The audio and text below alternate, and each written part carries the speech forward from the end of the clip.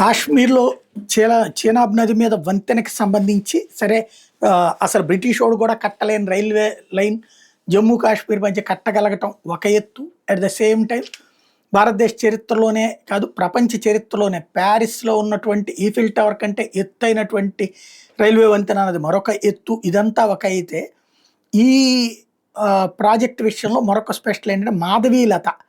ఈ అమ్మాయిని ఇప్పుడు ప్రధానంగా గుర్తుపెట్టుకుంటున్నారు అందరూ. ఇంజినీర్లు అందరూ కూడా ఈ చెనాబ్ నది మీద ఈ వంతెన కట్టచ్చని మొదట 17 ఏళ్ల క్రితం రైట్ చేసింది తనేనట.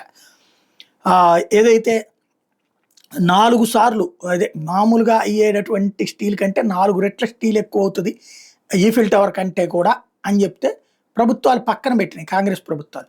బట్ బీజేపీ ప్రభుత్వం వచ్చిన తర్వాత మోడీ సర్కార్ వచ్చాక ఆమెతో కూడా మాట్లాడి ఓవరాల్గా ఆ లోయల మధ్యన కట్టినటువంటిది ఎర్త్క్వేక్ ప్రోన్ జోన్లో అద్భుతమైనటువంటి కన్స్ట్రక్షన్ అన్నటువంటిది ఇప్పుడు గొప్ప విశేషమైంది.